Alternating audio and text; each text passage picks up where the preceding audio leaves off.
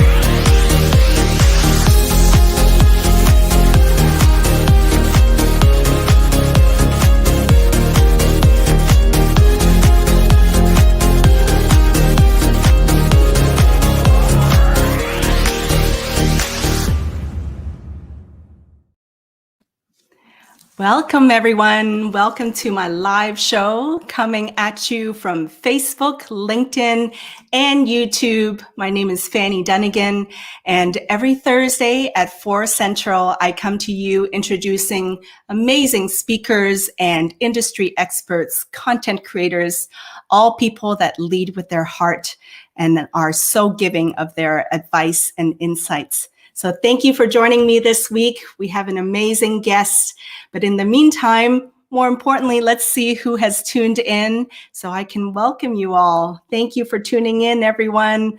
I think I saw Rashida in there earlier from Atlanta, Georgia. Hello, Rashida. Good to see you here. And Jennifer, Brooklyn, New York. All right. Love it. Love it. And then Amy, I saw in there also from New York. Welcome. Thank you for joining us. And thank you for tuning in. This week, we are going to talk all about what it takes to thrive. And I'm very excited to talk about that. In the meantime, I do want you all to make sure you network in the comments. Use this opportunity to meet other people in the comments. Please introduce yourself, tell people what you do in the comments, and share with people, connect with people. You never know who you'll meet. You'll never know who will become a great connection and potential client, potential collaborator, partner, friend, whatever that may be. Definitely reach out, introduce yourself, and connect with others in the comments. My challenge to you is to connect with at least 3 new people today in the comments and see where that takes you. You never know, your net worth is equivalent to your network. And then one thing I want to add, I want you all to make sure you connect with my community manager, who is in the comments helping me with everything, Ann Small, the community manager of this live show. Ann, welcome. Hey there. Hi, everybody. Thank you for joining us. And you're going to see her all up in the comments. So make sure you connect with her, and she'll also help me catch any questions that I might have missed. So make sure you interact with her and connect with her. Thank you, Ann. Thanks. Okay. So as I do every week, I have a content tip of the week for you. And this week, I want to talk about how to address the pain. When you create content, the most critical and important thing you can do is address the pain points of your clients, your audience, your potential team members, whoever it is that you are speaking to. Address their pain point. Too often, I see people post about their accomplishments and awards and achievements and skills and experience, and that's all great. You could put that on your LinkedIn profile or your resume, your CV, whatever. But when you're creating content, whether it's an image or PDF posts or video, what's really more important is how much value you want to serve to your audience. And the most value you can ever serve is to address their pain point. So you can always start off with your posts of, are you struggling with this? And then offer your advice and solutions to that. Or are you making mistakes around this, whatever that topic is and your expertise is, and then you offer advice and tips around that. Okay, so whenever you start with your client or your audience's pain point, you're going to get their attention, and then from there, you can offer your advice and tips.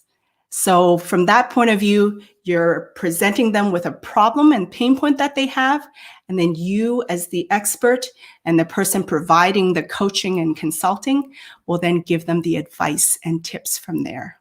And that's a great way to kick off your content creation. Okay, so address your client's pain points. And that's my content tip of the week.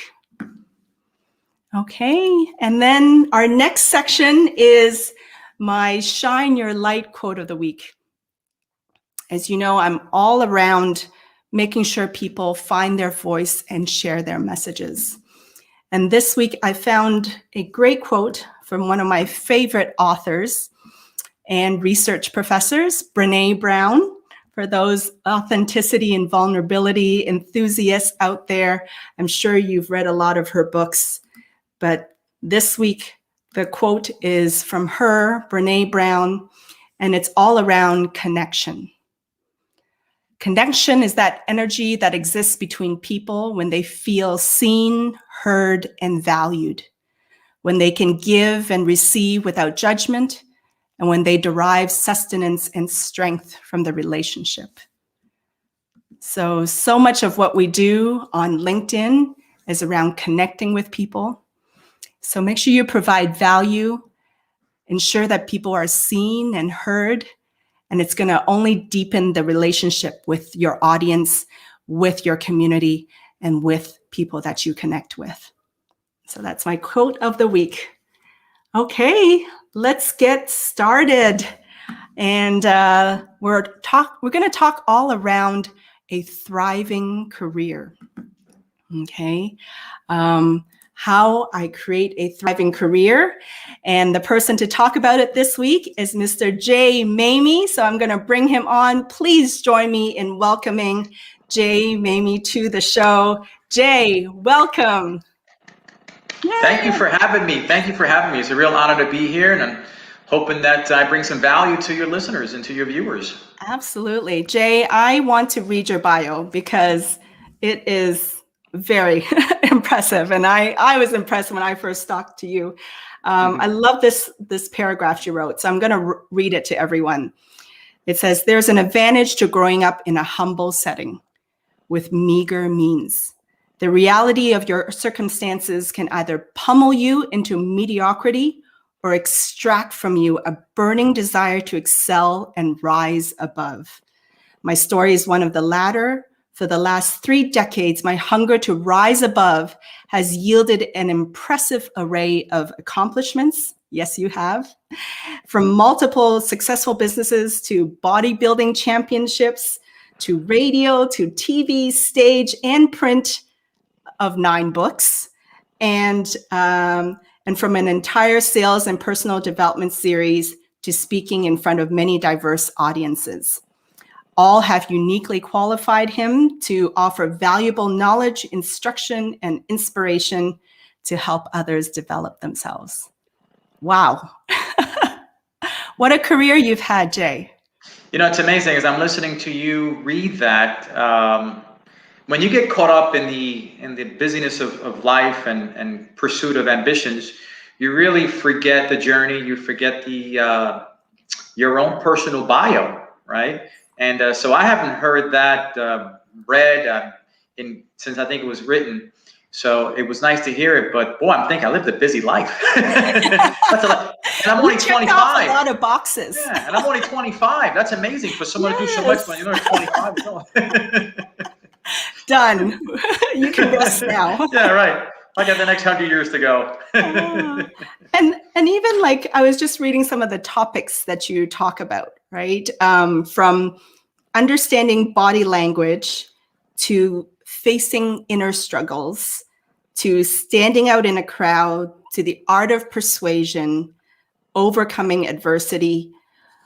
I mean, I think a lot of that, and when I was reading all that, that actually tied in to the content tip of the week that I was thinking of, because I almost feel like so much of that probably came from pain, right? Or a struggle, or something you had to overcome, right? Well, there's no question about it. I mean, everything that I write about and the books or the talk shows or whatever it is from personal experience. So everything that I do comes from a place of authenticity, of genuineness. There is very little, if nothing, in terms of hype or Pollyanna in any of my talks. I think that I've been given the opportunity to be the crash test dummy so I can help others survive. So I'm the poster child for what couldn't go wrong. Let's say, oh yeah, let's have Jay go through that and let him write about it afterwards. I love it. Well, from pain to progress, right? I've heard that before. That's right. But, why don't you give us a kind of like a quick summary of your career and how you ended up where you are now? Well, you know, I tell you, first of all, I noticed early on you had a lot of folks here from New York, and whoop, whoop, right? I'm from New York too. I just arrived here in Texas about 2 years ago. So although it's not just arrived here, it's still fairly new to me, considering I lived 48 years of my life in New York. So my New Yorkers, Brooklyn, very, very cool to have you guys here on the show today.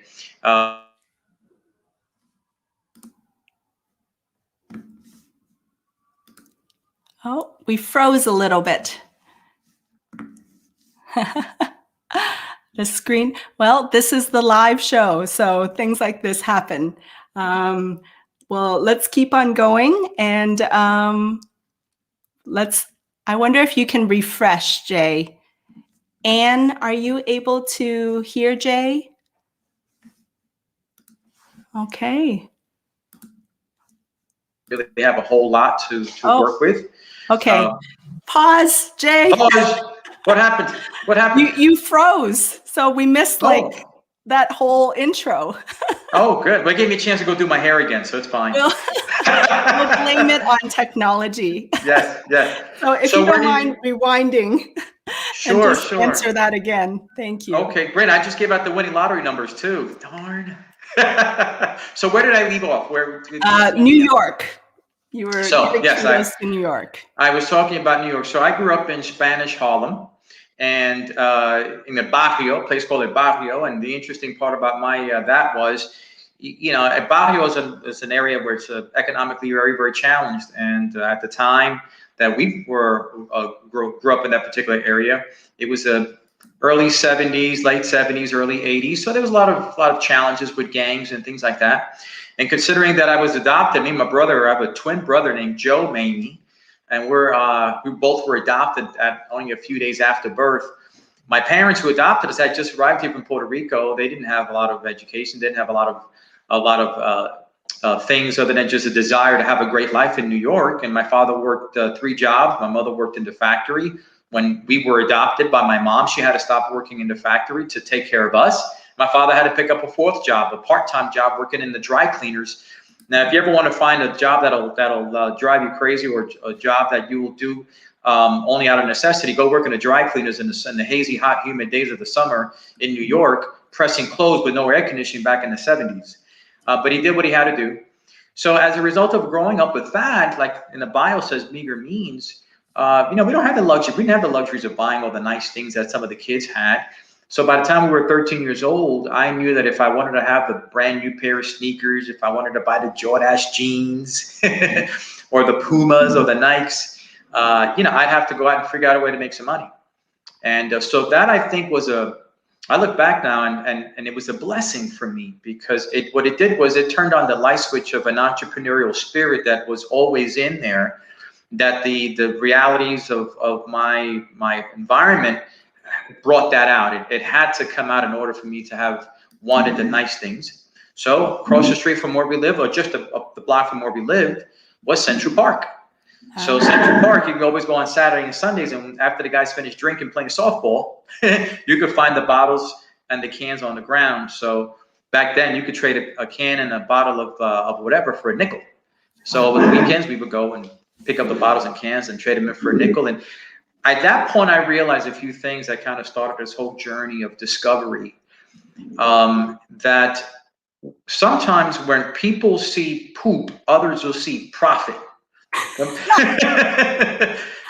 Those bottles and cans those were nickels on the ground. People were walking by nickels. Hold on. Let's repeat that. Poop to profit. There you go. There's right. Jay's soundbite right there. That's my soundbite, right? Poop That's to my profit. I mean, think about it, right? Why is it that some people can walk by what they perceive as poop and others see it as profit? Some people see it as a problem. Other people see it as an opportunity, right? It's all in the way that you think. So I was able to trade in enough cans and nickels and bottles and for nickels in order to buy the nice things that we wanted to buy.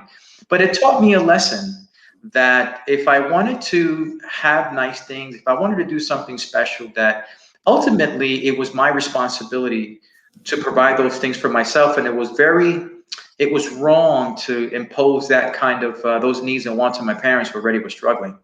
But that flourished with going on to develop other careers, other businesses early on, and becoming very very independent in terms of ways to generate income. And that for me is really what carried me through from 13 years old up until today. I'm always looking for something new to do, something exciting.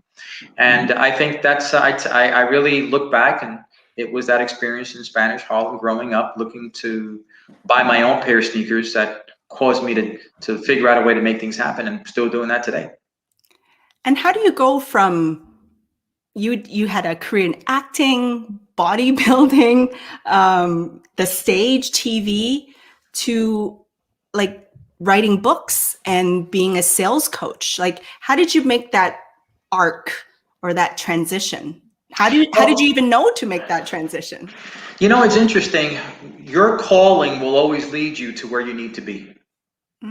If you're sensitive, your calling will always allow you to be found where you ought to be, right? So I look back at my life now, and something I realized a few years ago as I kind of pulled back the curtains of my history, and I said, hey, I know who I was supposed to be from the get-go. I didn't know it back then, but now as I look at my history, I say to myself, yeah, this is who I was supposed to be, because I was gifted, talented, wired to be this person. It was in my DNA.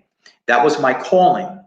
So going from writing early on, acting, it's a form of entertainment, yes, but it really was a form of being able to help other people feel better about what they do and who they are and their place. I remember when I used to act, it gave me an opportunity to help somebody lose themselves for the moment while they were in that production, watching what I was doing, watching what everyone else was doing. The book writing is another extension of that. The only thing I could say that's really not extension of that was my bodybuilding career, but that was just something that I just enjoyed doing because of the challenges. But everything I've done, from writing books to Broadway to Hollywood, to my financial business, my coaching business, the radio show, really is an extension of the person that I now know who I am, is that I am at the very core, I'm a helper. I help people in many different ways. And the more expressions I could find to be able to fulfill my calling, that's what I easily pursue. Wow. I want to touch on something because it made me think of something like bodybuilding, for instance, right? Mm-hmm. So much discipline, because I've never been an exercise person. So talk about my pain point. We're going to work on that. But there's so much discipline in that, right? Like from food to exercise to all that. Like where do you find within yourself that discipline and that like rigor? Well, it's funny you mentioned about dieting and discipline. I was having a conversation with a guy today at the gym, in fact, and he was asking me for a little bit of help and tips on dieting and losing weight. And I said to him, and he gave me his diet, and it's not so bad. I said, listen, brother, try having dry rice cakes and no salt tuna. Dry rice cakes and no salt tuna. No salt in the tuna. I didn't even know if he makes no salt tuna. I need to drink some water because just even thinking about that like dries my mouth. And I did that for many, many months in order to get into the physical condition, cut body fat down, water retention level, in order to be able to compete on stage and look as best you could. So that was very, very difficult. The working out was very difficult. But what it boils down to is, how much do you value you? Right? And what are you willing to do to feel good about the person you become? You know, life comes with a price. Achievement comes with a price. Let's repeat that one. How much do you value you? Okay, for all of you in the audience, how much do you value you? Let me give you an example that, based on that has nothing to do with bodybuilding, nothing to do with fitness at all. If a person says, I'm sick and tired of the job that I'm at, I hate the people I work with, I hate the pay, I hate the environment, I hate the drive, but yet they do it for 10, 20, 30, 40 years of their lives. Well, if you value you and you value your existence far more than the one you're living in right now, then you're going to do whatever it takes to change. You're going to do whatever it takes to get out of that situation into a better one. Whatever you've got to do to become the next best version of you, you just do, because you realize, I'm worth it. I got one shot here, and that's it. And that's what drives and motivates, hopefully, the person to do those things that for others may be uncomfortable. So when I got on that stage and I competed and I got done and I won some championships in bodybuilding, it was another notch in my belt to say to myself, man, I'm glad I did it. I can do more things. I challenged myself. The next one's going to be a piece of cake. And I added more stock value, more value to me as the person, because I was able to accomplish something else. It's almost like affirmation, right? Absolutely. Confirmation that you can do it. You've achieved it. And absolutely, it fills you up, right? Yeah. Yeah. I mean, think about this. When you go through challenges and hurdles, and you get on the other side, you become victorious. And it doesn't have to be anything that's harsh or negative, just something like competing or taking a brand new course, going back to college to become better at a skill or something.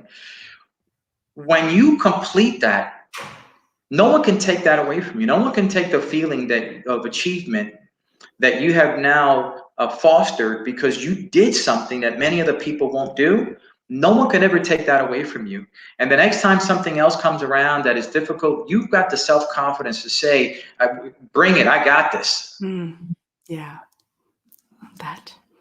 So through all your different career changes and progressions, and I've heard you describe it as multiple lanes in a highway, right? Mm-hmm. Like, do you have any advice, especially because I have a lot of folks that are in my audience that are corporate professionals, and maybe even some folks going through career transition, right? You get to a point where you kind of ask yourself, like, what is my purpose and how do I find it? What would your advice be around that? That's a mystery. I think that's the greatest question that you could ask somebody, right? Most people are in their 70s and 80s, and some of them in their 90s, and they never really find their purpose. As I said earlier, they really are just wandering generalities. And sometimes they find it too soon, and that is tragic.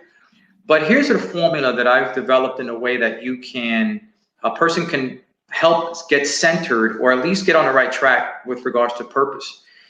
If you identify your gifts will always, whatever you have as a gift, is always going to lead you to your purpose.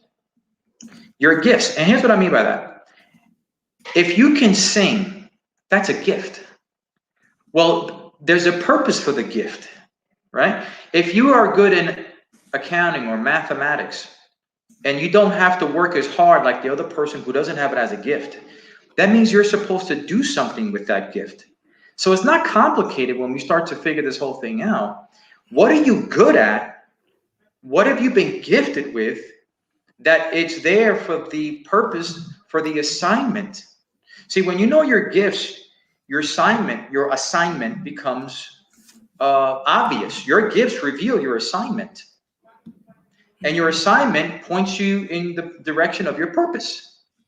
And let me tell you what happens next. Once you know your gifts reveal your assignment reveals your purpose. Now you develop a passion, because I know what I'm supposed to do. Why do people live passionless lives? They've got no idea what they're doing. They got no idea what they're supposed to be doing. But boy, when you identify your gifts, you say, my gift as a speaker, a writer, a motivator, someone who gives those encouragement, inspiration, influence. Well, when I looked through my whole life, this history that I spoke about, it was right there before my eyes. My talents revealed my assignment, and I knew what my purpose was: to influence, inspire, impact, instruct others for their good and the good of the world. Now, guess what? I'm passionate about that. I'm not confused anymore. Yeah. So I can filter what comes into my life as something that, yep, I'm supposed to do that. That falls in line with my purpose, my passion, and my gifts. Or that's not for me. I'm not supposed to do that. And I can put things to the side that I have no business being in, and focus on the things that I do have business getting involved in. I love it. Yeah. Gifts to telling you your assignment, to finding your purpose, and then you throw in some passion, and that's the fire that lights it all up, right? Absolutely. Absolutely. You have complete clarity, and you can go about your business knowing that your time here on this on earth had meaning, and it was validated. Yes. You did what you came to do. I want to call out real quick in the audience, Braden Daniels. He's actually going to be a guest later on in March. But Braden was just saying, Jay is giving us great advice on commitment right now. What are you committed to? And to Jay's other question about what do you think your talents and gifts are? So in the comments below, I'd love for you in the audience, tell us what you're committed to right now, and what do you think your gifts are? I would love to see those comments, and we're going to highlight some of them and talk about some of them. So drop into the comments your gifts and your commitment. Thank you. Okay, so now that we kind of have that, right? So we have our assignment, our purpose, got passion, okay? This is something that ties into your brand, right? Of creating a thriving career. Right? What does that mean to have a thriving career? And while you talk about that, Jay, I want to pull up your website. So, sure. But tell us to you, what does a thriving career mean? Well, listen, a thriving career has a lot to do with how you get up in the morning, meaning in terms of your attitude, in terms of the way you are going to look at the rest of the day. Not only in your career, but all other aspects of life. And here's what I mean by that. If you dread the day, you probably aren't thriving anywhere. You probably aren't thriving at work. You're not thriving in your marriage. You're not thriving in your parenting. You're not thriving in your health. If you dread the day, if you dread that, man, tomorrow I got to do, or Sunday night, Sunday, people get this, and I had the same feeling too, guys. When I had a job, you get this funky feeling in the pit of your stomach, right? It's like, oh God, it's Monday, man, right? Well, that's a good indication you probably aren't thriving. You're not excited. You're not joyful. You aren't doing things that make you happy. You're doing things out of drudgery. That is not thriving at all. And you could take that and apply it to any area of your life, not just a career. But since we're speaking about a career, thriving career means that here's the key word, that there's progression. We are beings that are wired to have progression. In other words, in our DNA, in our psychological, in our psyche, in our wiring, in our programming, we are designed to always look at getting better, to moving forward, to doing something different, to becoming a better version. Well, the pursuit of that in a happy, joyful state is thriving. You're thriving because you are pursuing the life and the career that you have always wanted to pursue. And here's what's key. You know it. That's thriving. Thriving says, I'm not going to be satisfied with where I'm at. I'm not going to get comfortable. I'm not going to get cozy. I'm going to go to the next challenge so I can become better. I'm here to experience this thing called life, and I'm going to continue moving forward and progressing. It's like that quote you have here, Jay. Your story is one of the greatest stories yet to be told. That's right. Oh, that's absolutely right. Love that. Hey, that's a nice website there. What is this? Yeah, I recognize that guy there. For those of you out there, make sure you connect with Jay. You can find his website, thejmaymi.com. And then also probably on LinkedIn, right? For those of you that are tuning in on LinkedIn, make sure you look up Jay Maymi and connect with him, definitely. But that's great advice, Jay. Thank you. I think so much of, I still remember, I think Tony Robbins was saying, like, the goal in life is actually not to be happy. The goal is actually to continuously grow. And so your insights about growth really resonates. I think it is true, because I've been happy many times, but I still want to read another book or pursue another challenge or go after something else. And yeah. So. Listen, at the end of the day, when you look back at over the course of a year, 2 or 3 years, and we all do that, it's called reflection. Yeah. When we reflect, what brings us the most joy? Not having made more money, because you could win the lotto and be happy because you've got a bank full of cash, but you're not happy because you've progressed in anything. Yes. Or you could look back the last 12 months when you take that time to reflect, or it could be from week to week. And you could feel like, man, I'm actually doing something with my life here. That's thriving. Look at these people. They're coming back with their answers here. Our community manager herself, Ann Small, my number one talent would be talking and building relationships on and offline. No kidding. Right. And that's why you're a community manager. You get hired for that. I love it. Absolutely. Jennifer from New York.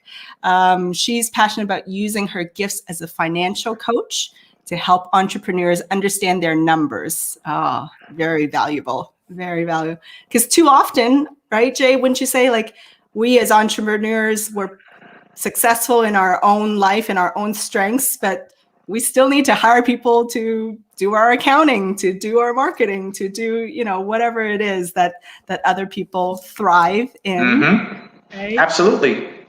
And then Braden, shout out to Braden, helping others harness the power of the magician archetype to transform their leadership. Very cool. Nice. Bernard, I believe I have an empathetic approach in my aspects of my life. It is the basis on how I gauge a business model. Interesting. Empathetic approach to business models. There you go. And that's kind of what it is, isn't it, Jay? It's like finding these little unique points and then bringing it all together. It absolutely is. I mean, listen, no one came into this place, this dimension, Earth, whatever you want to call it, empty-handed. Think about this. I came into Earth already in my DNA. I was not going to have any hair. At some point, I was losing hair. Right? That DNA was going to dry up, shrivel up, and go somewhere. Right? My DNA said I was going to have muscles. That's in my DNA. I didn't go before I was born and type in a program. That's what I came with. So if we already came pre-programmed, rather, Yes. with the color of our hair, color of our eyes, muscularity, this, that, and the other. Why would we not all come programmed as well with the gifts that we're supposed to excel at and utilize while we're here? The creator wouldn't just throw us in there and say, okay, you figure it out now. No, we came with the wiring already. So to make the experience much more meaningful. The problem is most people never take the time to really understand that. So they do wander through life and tragically never achieve the things they want to achieve. Yeah. I want to give a quick shout out to Steve Helms in the audience. His gifts, exhortation, encourager, and his talent is communication. And that is for sure. He uses his gifts to do the technology prayer breakfast every year. So shout out to you, Steve, one of my tech enthusiasts. Anyone that is in technology, make sure you connect with Steve Helms. He is very, very well connected in the community. So thank you, Steve. Now, one of your talents and superpowers, I would say, Jay, is your sales skills, right? You've picked up, well, actually, it's very unique. You've picked up behavioral science, psychology, and sales, and you found a way to like merge all of those together. How important is sales in our career? Well, I think if you are lacking in the very important skill development of effective communication, where the communication that you have with another person gives you an advantage, where you have a greater probability to have compliance. In other words, they say yes, or they're able to see your point of view. That skill development, whether it's in a business format, in a selling profession, is critical. You can't survive without that. But that skill set is important in relationships. It's important in any kind of organizational dynamics where you're a leader, whether it's ministry, whether it's parenting, whether it's a coach on a sports team. The ability to have someone understand your point of view in a way that it is beneficial to them and compliance increases based on the words that you use is critical. That is really the true meaning of effective communication, which ultimately leads to effective selling, is being able to communicate something where there is confidence and competence and the ability to communicate the content, where that person themselves realizes, you know what, they're right. There's a lot of psychology in there. There's a lot of mastery in there. And unfortunately, the truth is, Fanny, most professionals in sales are what I call novices. You got to be a ninja. So I teach people how to go from novice to ninja. And what matters most is in the ability to communicate your message. And unfortunately, folks that I've seen, and I do see this often, because they are lackluster in that skill development, they actually hurt themselves a lot more than they help themselves. And that's tragic. Yeah. I mean, sales, I mean, we grow up with this like stereotype, right? And sales gets a negative connotation of like the slimy salesman or like the aggressive car salesman and so forth, right? But you weave in psychology to that, right? Like what does psychology have to do with sales? It's everything. It's everything. And again, that's one of the areas where I'm so thankful. You mentioned earlier my academic credentials. I was learning the stuff that I learned in school: psychology, behavioral science, consumer sciences. I learned all that when I was in college, but 5 years, 6 years prior to that, I was learning that when I was 13, 14, 15, 16, doing taxes for people when I was 16 years old, personal training people when I was 17 and 18 years old. I learned the dynamics of effective communication long before I read it in the book. So by the time I got to read it in the book and learned it academically and learn how psychology works, how the brain works, and how you have what I call there's triggers, psychological triggers that allows a person to feel comfortable and safe and certain and stable around you, which is key when they say yes. I was learning that stuff in the trenches already long before I got to college. So being able to add on the academic side of it really just made it really, really synergistically work well for me. And then again, I just continued to apply it thereafter in multiple different capacities in sales. But there really is an art to the psychology of selling, which involves body language, persuasion techniques, really cool stuff. So actually, for those of you in the audience, let us know any sales questions that you have for Jay. So drop that in the comments below so we can bring that up here and ask Jay directly. You are going to get answers from the master here. Okay. So I have a question for you around sales. When you mentioned like there are triggers, what do you mean by that? What would be a trigger? Sure. Understand this, 95% of the decisions that people make happen at the subconscious level. Let me repeat that. 95% of the decisions that a person makes, the initial decision happens at the subconscious level. 5% is conscious. Now here's what happens. A little bit later on, the consciousness takes over, that fact-finding, that the part of the brain that really does a lot of the thinking part, the rationalizing part comes in and starts to analyze the decision you made.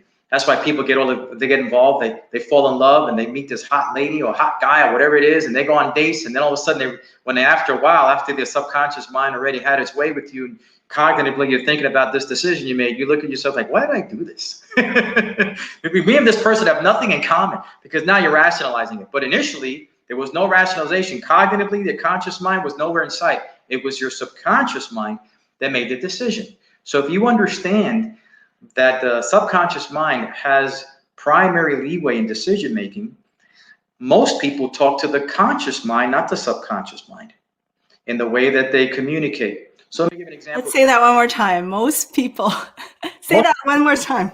So most people, they think they're communicating, but they're not communicating because they're having a conversation with the conscious mind. They're having a conversation with the subconscious mind. When you make a decision on something, not I mean like what you're going to have to eat for dinner or saying, I'm not talking about that, right?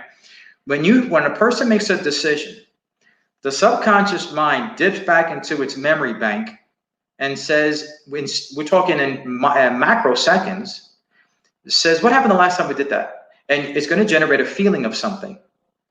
And that feeling gets immediately transformed into an emotion, and emotion oftentimes leads to thoughts, and thought leads to rationalizing a decision. And then you go, before you know it, you're giving your answer. You're getting caught up with the decision, whether yes, no, me. It comes from deep within. So if you know that, you can have and utilize what's called trigger words. Trigger words that trigger the emotional, that memory bank in the subconscious mind. Interesting. What's a trigger word? Anything that has to do with the word safe. Now, there's somebody that one of your comments there came from someone who's in financial, right? Yes.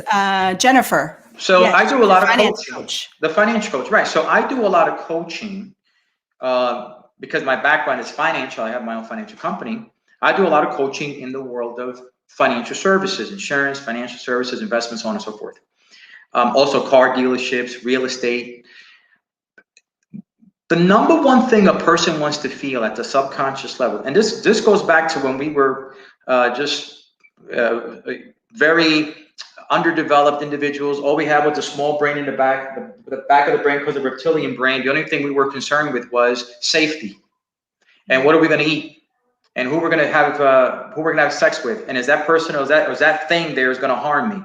That's all we were concerned about when we were at the early primitive levels of our cognitive development. That's all. So safety and the pursuit of keeping the host safe has always been, will always be the primary concern in the subconscious mind, because it's never gone away. The reptilian brain is still back there operating. So a trigger word or a trigger emotion that you want to have your person feel when you're communicating something to them is that there is a measure of safety here. If you can use words like even a straight up word like safe, or give them words that elicit the feeling of feeling safe, feeling secure, feeling stable, feeling certain, eliminate the mystery, eliminate the potential for harm. And there's all sorts of words that you can use that to trigger that emotion. That person is going to lean towards whatever you're proposing, because you are tapping that subconscious sense of, I want to feel safe. Why do you think cars if you pay attention to car commercials, they don't talk about how fast they go. They don't talk about fuel mileage. The first thing they talk about is how safe the car is. Because ultimately they understand what I just shared with you, that when you start to trigger, when you pull on those emotional trigger words, and safety is a big one, you're going to have someone's attention, and more than likely they're going to go with you because you are automatically at the subconscious level talking their language. I know I said a lot. No. Wow. I've never heard it put together like that. But yet, as soon as you say it, I feel it, right? I have an emotional response to it, right? Because like you said, Sure. and one of my talks is all around like how, Maslow's hierarchy of needs, psychology, right? Right? Like after we get our air, food, water, shelter, all that kind of stuff, right? Our next level is we want to feel safe and secure, right? So in a way that ties so closely to what you're saying, or that's exactly what you're saying, right? Absolutely. We have a question from the audience here. Braden says, how do you make sales in this time of virtual networking? How would you reply to that, Jay? Well, you know what? There's certain sales you can get away with doing virtually. If people can see you, there's certain sales you can't because it requires you to be there for a tangible purpose. So it all depends on what exactly you're selling. But understand this, it doesn't change the dynamic of what comes out of your mouth, right? Doesn't change the dynamics of the right words, the right some of the other techniques that I have here that we can speak about as well. It doesn't change that at all. Ultimately, if your product is a strong product and a good service, and if you believe in it and that you can exude that to a degree virtually, which is not easy to do, but if you can do that and you understand how to stack the odds in your favor by using the words in psychology and subliminal selling, you can have success virtually. I've had success this past year virtually, but obviously there's nothing like a face-to-face meeting. That's never going to be or video, or video, right? It's the second best, right? Video is the second best. But would I rather have a possible transaction that can lead to a sale done virtually as opposed to in person? Now, obviously in person all day long. Yeah. We have another great question here from Amy. Amy says, how do you sell without being salesy? And what does this idea of salesy come from anyways? Well, look, you find people that have no business being in sales. That's the fact, right? Just like you have some people that have no business being in acting, no business being a singer, but they think they can do it. And it's fine. Listen, it's a free country and it's a free opportunity. It's available to anyone, and certainly you can try. But the reality is, when you are a salesperson and you are a round ball trying to fit yourself into a square hole, you're going to not only say the wrong things, do the wrong things, hurt the people, get a bad name for yourself, give a bad name to the industry, give a bad name to the profession. And sadly, bad news travels faster than good news. And negative reviews seem to always trump the positive reviews. So when you compound that over years and years and decades of people having a bad experience with those that maybe took advantage of the fact that they were selling the wrong thing, or they did come across too salesman-y, it paints a negative image on all of us. But the way you can personally overcome being salesy is in your approach, where you appear to the person, and hopefully you are at the core genuine, authentic, really interested in them, and not sort of coming to the table salivating because you see an opportunity to make a sale. Too many salespeople, they appear disingenuous, completely inauthentic, and you could tell because there's dribble that comes down the side of their mouth because they could smell a check. They could smell a sale. Don't be that person. Be human. Desperation reeks. Absolutely. Absolutely. It just exudes when you're desperate. Listen, since we're talking about this, I want to help my friends here, help our folks here on LinkedIn. Please. Yeah. I can always tell the person who is either not disingenuous, but they really are not using tact. And some of you, I'm sure, have experienced this. If you have someone that connects with, and I hope none of you are doing this, they connect with you on LinkedIn with some promise of building relationship, building rapport, whatever they say, And the minute you connect with them, it's an immediate solicitation for their service on the first email engagement. Yes. That's salesy. Yes. That doesn't really, at least for me, it doesn't really show me that they're really concerned with, hey, let me get to know Jay. Let me get to know a little bit about him. I get it. We're here to do business together, maybe do some collaboration. I get it. But let's build something authentic first. See if we like each other. Yeah. And then we can go from there. But I think too many salespeople go for the jugular right away. And that's the wrong thing to do. And you cannot do that. This is 2021. Those days are gone. Yes. Yes. The authenticity, genuineness wins. Building trust wins, right? Absolutely. So let's get really tactical now, right?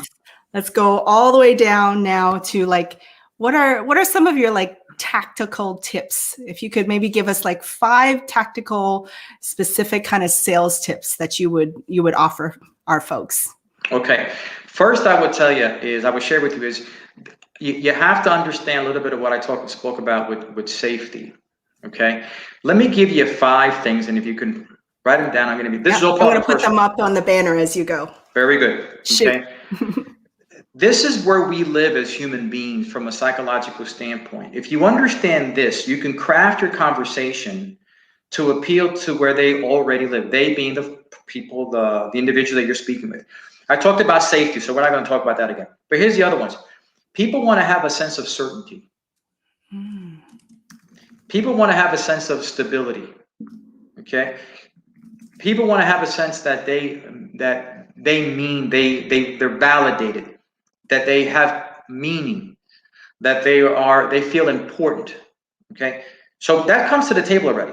Number 1, feeling of safety. Number 1, feeling of stability, certainty, and validation. That's important. You have to know that about the person. Listen, we got a big game this Sunday, right? The Chiefs are absolutely right now. They are analyzing everything about the Buccaneers and vice versa, right? That's their opponent. Not that your prospect or your person you're helping is your opponent, but you have to know how they operate so that you can craft your message in an appropriate way that helps them. Yeah. And the 5th one is love, right? Love is a motivator. Let me edit that. Yes. Love is a motivator, right? So safety, stability, certainty, validation. People walk around with a big sign on their chest that says, make me feel special, make me feel important, make me feel like I matter. Say something good to me. Just who we are. It's just who we are. That's first sales tip. The second thing is you have to understand body language. I teach a course on body language, which is so important because you think that you're all taking notes right here. Right. Okay. Real quick. So those things: certainty, stability, validation, sense of importance, love. Okay. Okay.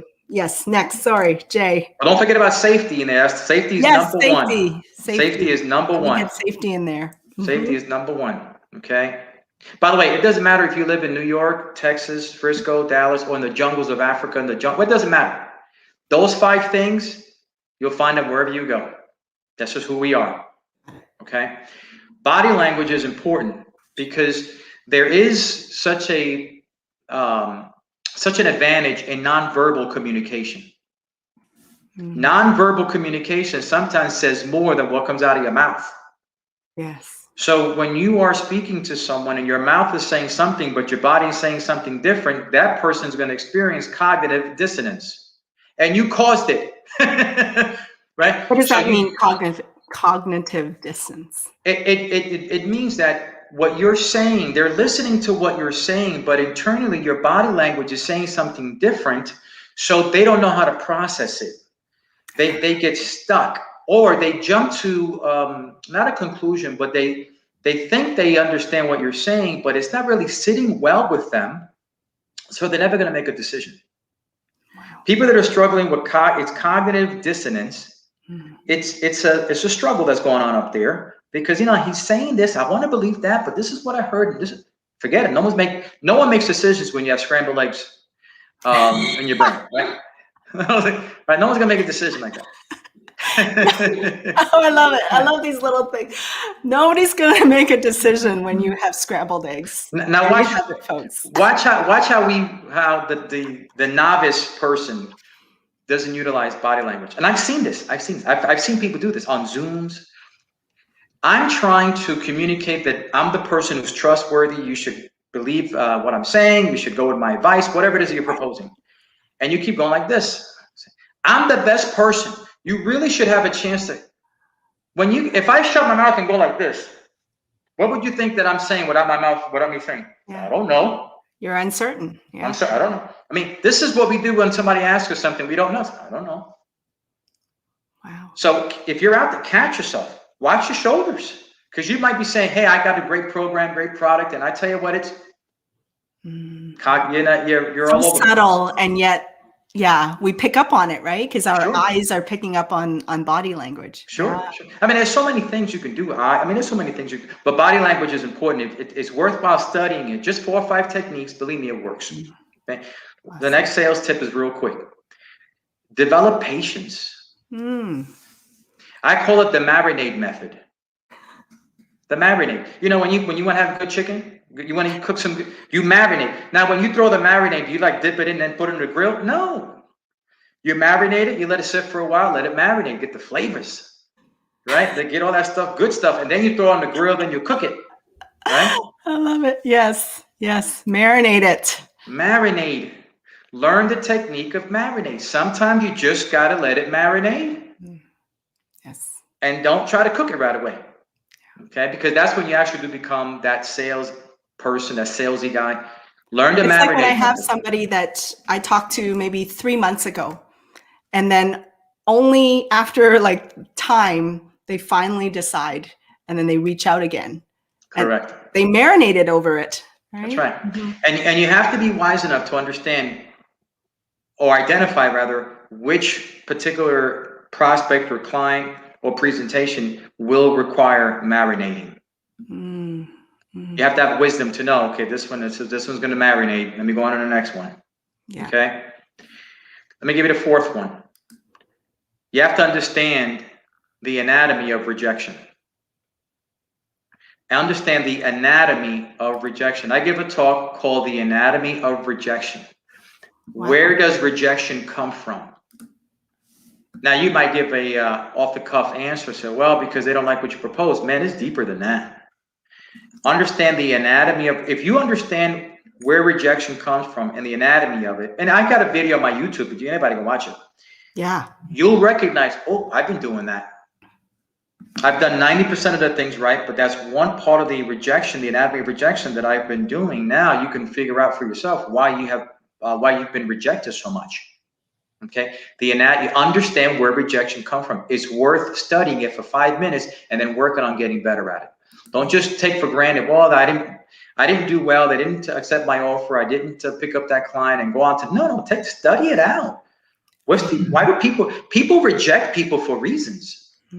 Figure it out. What if you're not self-aware enough to figure it out? Well, then you get some help. Then you call Jay Maymi. Then you call Jay Maymi. That's all. Great answer, Jay. Great answer. Love it. Okay, so we got the 5 things that people need to remember: safety, certainty, stability, validation, love. We got body language. We got to develop patience, let it marinate, okay? And then study the rejection, the anatomy of the rejection. Love it. The last one is critical. You have to know that you know. You have to arrive at a place that you are confident that what you're doing is right. You've got to exude confidence in whatever it is you're proposing. You've got to know that you know that you know that what you're doing is right for them. And here's why. Vibrationally, people pick up when they sense you're not giving me the honest truth, or there's something else happening. We're vibrational beings. Guys, we are vibrational beings. Yeah. You ever go into a room and you meet energy? somebody? Everyone's energy, right? Yeah. So, it's fine-tuning energy. Let me give an example. If I want to listen to the radio and I'm going through the channels, I'm actually dialing into frequencies. If I don't like a song that's playing, that's a frequency that with me, it didn't resonate with me. So I go to the next one. That's a frequency. I'm a frequency. Well, when we're dealing with another person, that person comes into our space, bringing their energy. Those are vibrations. And if I've got vibrations that I am not jiving right now, that we're not connecting, we're going to feel a little bit off. You ever go into a room and meet somebody, or go somewhere where you meet someone, you don't even know them, but you're like, I don't know about that person. They kind of rub you the wrong way. Or some people immediately you bond with. Yeah. Right? That's because vibrationally you met and you were there and you were in frequency, you were in sync. Yes. Well, if you're proposing something or having a conversation with anybody and trying to make a point, but you're not certain, you're not sure, you're also doubtful about it, they're going to pick up on it, because it may come out of your mouth, but vibrationally, they're picking up a different message. Make sure that you are authentic. Make sure you're confident, so it exudes in your vibrational frequency as well. Oh, Jay, this is all so wonderful. Thank you. Thank you. The hour just flies by. I hope all of you. Oh my goodness, it's 5 o'clock already. I know. I hope you all in the audience have been taking notes, because this is golden. I've never heard sales quite talked about like this, Jay. And yet, I think because you tie it to psychology, I feel it. Like, I feel the truth of that. And it really resonates with me. And I hope it resonates with you all in the audience. Make sure you give Jay like a thumbs up or something. Did you guys get value from Jay? Let us know in the comments. I know a lot of you, Yolanda was saying, patience is the hardest. Yes. I know, it is. It is. Yes, Yolanda. Yes. Mm-hmm. Amy says, love the imagery of marinating. Yes, so true, so true. And someone says in the, this is Lisette, love this session. Thanks again. Yes, Braden, thank you. He thanks you as well, Jay. You're welcome. Is really brilliant advice, Jay. Like, I can't say enough how unique this is. I've had a variety of folks, and I've even taken sales coaching myself, and but this is very unique advice. So all of you, if you only caught bits and pieces of it, make sure you go to my YouTube channel. The replay is immediately available. Just search for Fanny Dunagan, and you'll be able to find this episode as well. But I do want to wrap up real quick with so we've done tons of tips for the head, Jay. Mm-hmm. Why don't we do a little life lesson and quick tip for the heart? What would your heart tip be? That's a great question. Let me give you what I spoke about yesterday on my radio show, and I also just put out a blog on it. Not a blog, my newsletter. This Sunday, it's Super Bowl Sunday. Right? And whether you watch football or not, whether you like football or not, it's irrelevant. Just hanging in with me. It's the moment. I'm going to watch that game on Sunday. And I was telling this to my son, my 11-year-old son. There's times that we're gonna experience things that we just have to sit back and be grateful and appreciative that we've had the privilege to experience it. This coming Sunday, and by the way, it could be anything. For me, it's one of them is this coming Sunday's game, because it's a big game. 2 outstanding quarterbacks, 2 prior championship quarterback Super Bowl winners, Brady and Mahomes. It's Brady's 10th Super Bowl game. A quarterback who's played in 3 decades. Whether you like the guy or not, this is not the point. The point is that I'm going to have a chance to watch that game, and I may never, for the rest of my life, have an opportunity to watch something like that. So while I'm enjoying the game, I'm going to be reveling in the fact that I have the opportunity to experience something that there's going to be so many in the future that I never have a chance to experience. There'll be people 30, 40, 50, 60 years from now saying to themselves, boy, I wish I was alive to watch that game. And I can say that I was there. I can say that I experienced it. Now, whether it's a game, whether it's something with your kids, whether it's a promotion, whether it's a business opening, take time to soak in the moment, because number one, it may never come again. But number two, it's a privilege to be able to say in the future, because you will, to say, I was there. I was a part of that. I was in the magic. I was in the moment, and I captured it. Mm. Soak in the moment. That's it. Soak in the moment. There you have it. Jay, thank you. Thank you. Thank you. Thank you. What an amazing conversation and insights and advice with you. Please stick around. I'm just going to highlight some upcoming events. And then also, how can people reach you? What is the best way for people to reach you? Well, the best way is to reach me at my email, which is j@thejmaymi.com. You could also reach me through my website, thejmaymi.com. It's you could reach me there through email.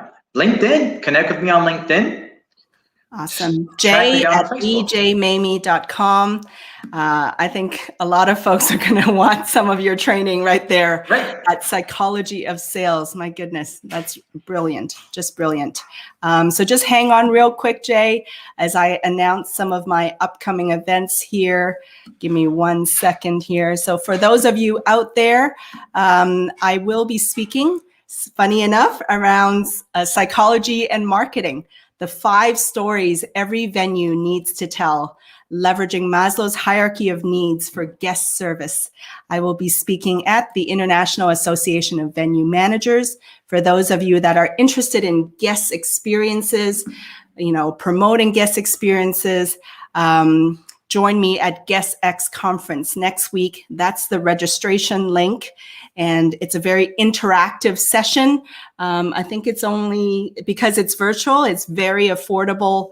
And it's a great way to learn about how to leverage psychology and marketing in this case, and how to address people's needs around guest experiences and guest service.